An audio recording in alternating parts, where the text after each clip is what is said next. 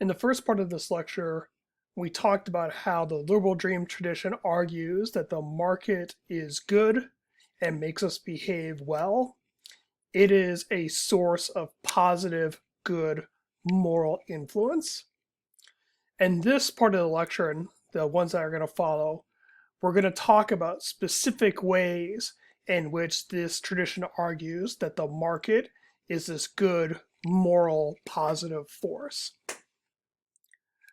But before jumping into those specifics, I want to start by outlining this line of liberal dream thought and see some of the main thinkers that we're going to encounter and at least talk generally about how they've influenced or the specific ways in which they've influenced each other.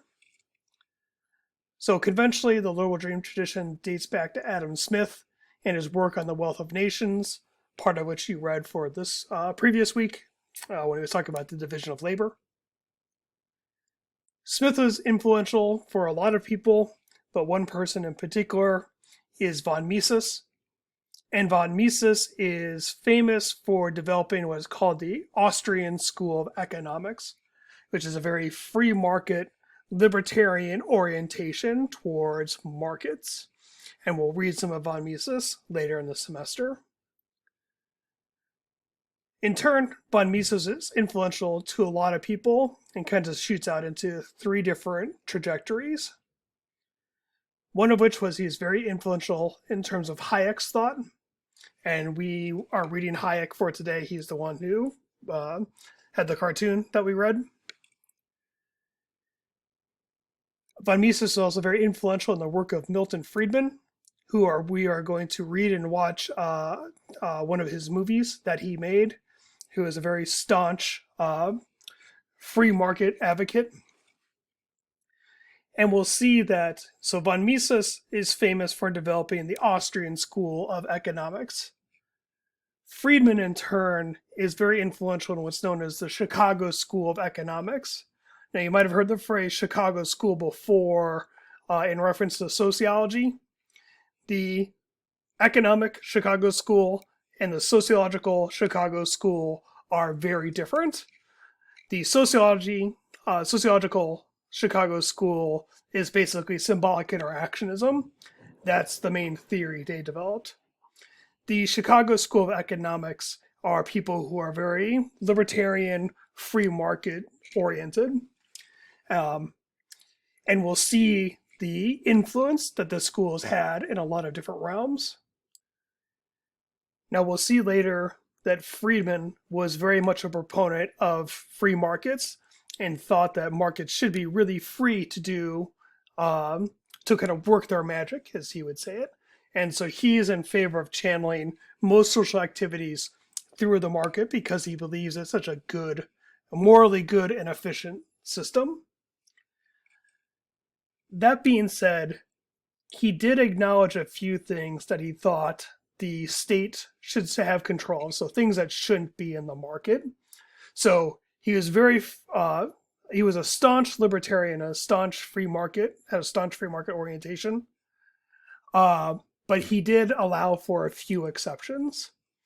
And traditionally, the exceptions that libertarians say, the things that shouldn't be channeled through the market are things like the police force to prevent coercion from people within a society, and the army and military to prevent other societies from coercing us.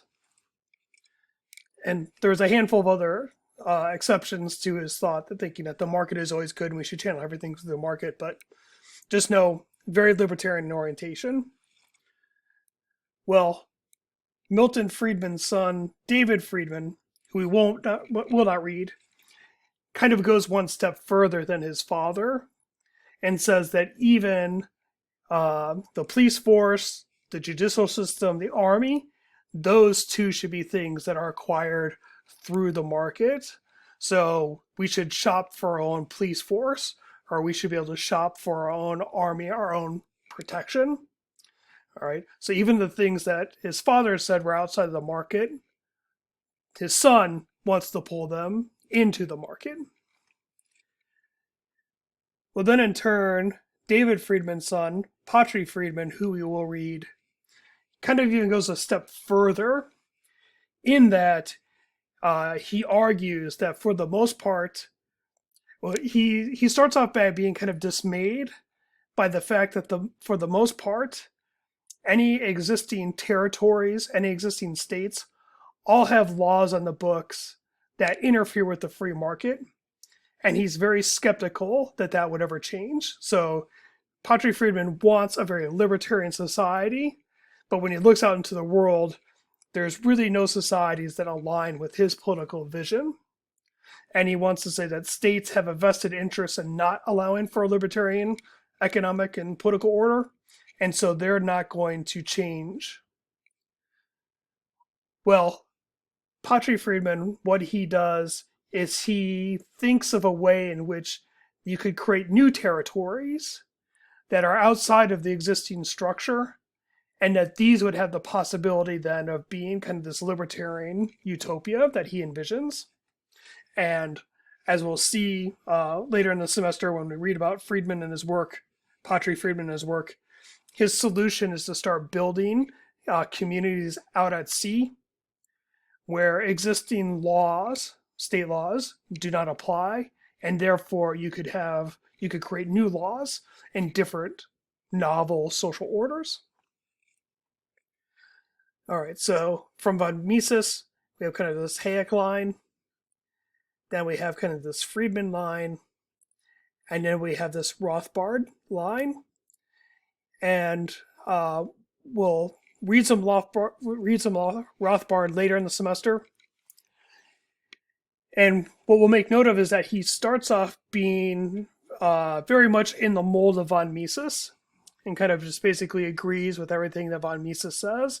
So very staunch libertarian, and very much in favor of individual liberties.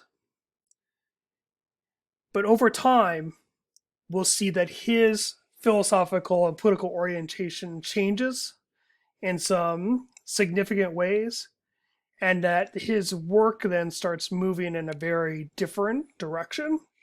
And some of the main idea, he abandons some of the key notions behind libertarian social thought, such as the equality of individuals.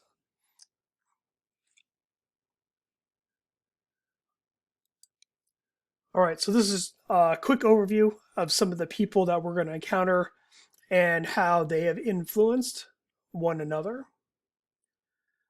What we'll do now is we'll talk about some specific ways in which the liberal dream folks think that the market is a morally good force.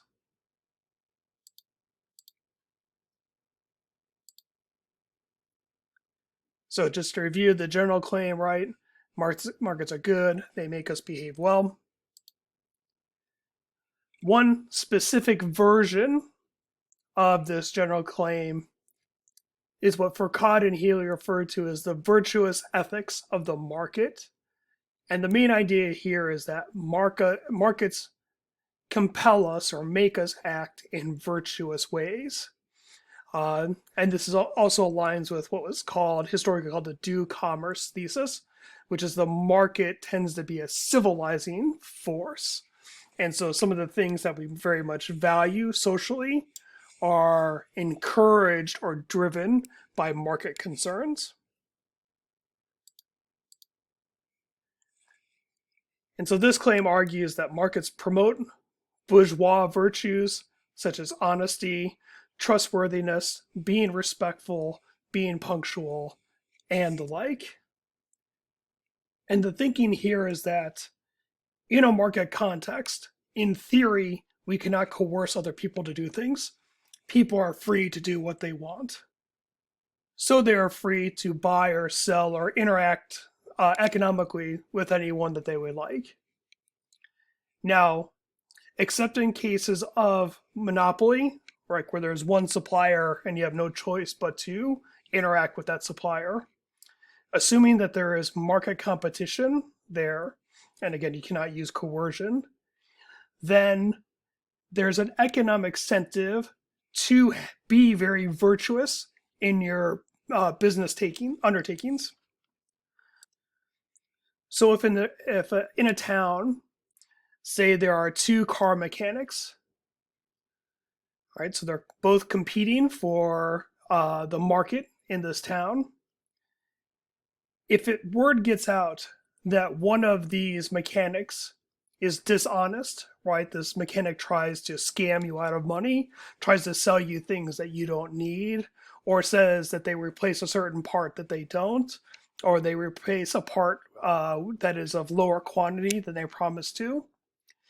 If word gets out that this person is not trustworthy, people are likely then to go over to the other supplier, assuming that he or she is honest and trustworthy, or at least perceived as being honest and trustworthy. So when there is market competition, different providers are competing for the same market. There's an economic incentive for the suppliers of goods and services to be very virtuous, to live up to their promises, to be honest in their undertakings, to be punctual, to pay their bills on time, those sorts of things, to deliver what they promise.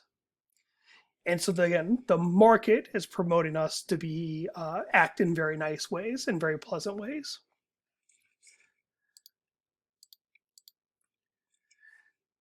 Now, there's some debate about whether markets actually make us be more virtuous, or whether they only make us act in a more virtuous manner, right?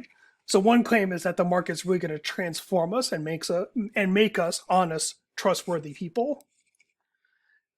A weaker claim, in some sense, is that the market only makes us act as if we are trustworthy, honest, and respectful, right? So in our heart of hearts, we might want to scam people, but the situation of market competition is making it so that we need to go against that instinct, and we do need to act in an honest and trustworthy manner.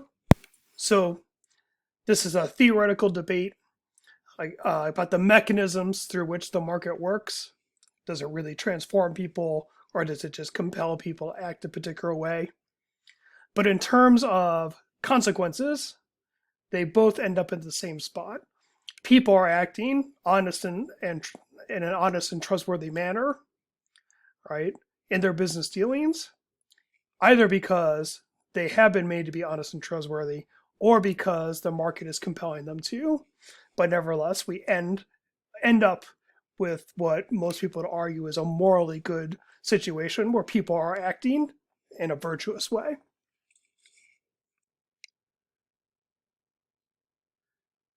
Right. Another part of this general claim that the market makes it act in a virtuous way is how the market tends to promote interchanges with strangers who are treated as equals. Now, to be fair, this claim about the market making us act in a virtuous way, and the next general claim that this tradition makes, that the market promotes cooperation, the line between these two claims can be kind of murky, and there's some overlap between them. If it were up to me, I would probably put this specific claim that we're going to talk about here, these promotes interactions with strangers, I would probably put that with the next point. I just tend to think that it fits better there. But nevertheless, Foucault and Healy include this specific claim under the virtuous ethics of the market. So just know, again, there's these two general claims, but then some of the specific subpoints they make, there can be overlap between them. But nevertheless, one of the virtuous things that this tradition argues that the market promotes is this interchange or exchange with strangers who are generally treated as equals. So in general, what this means is that the market kind of compels us to interact with others in a way that signifies that I have basic respect for that person and vice versa. So I'm interacting with my customers, and the customers is kind of like this abstract group of people, and that I'm going to interact with my customers in a very polite and respectful way. And by doing that, I am treating strangers as being someone who is equal to me. I'm not going to put myself out there if I'm like a salesperson and make it seem that I think I am superior to this one customer. Or if I'm interacting with two different customers, I'm not going to say that one is morally or ethically or socially superior than the other one. I'm just treating them all as equals. Now, in practice, there are exceptions to this. Different customers can be treated in different ways by different businesses. Some businesses might have a religious orientation or a specific set of ethics where they might discriminate or might favor certain groups over others.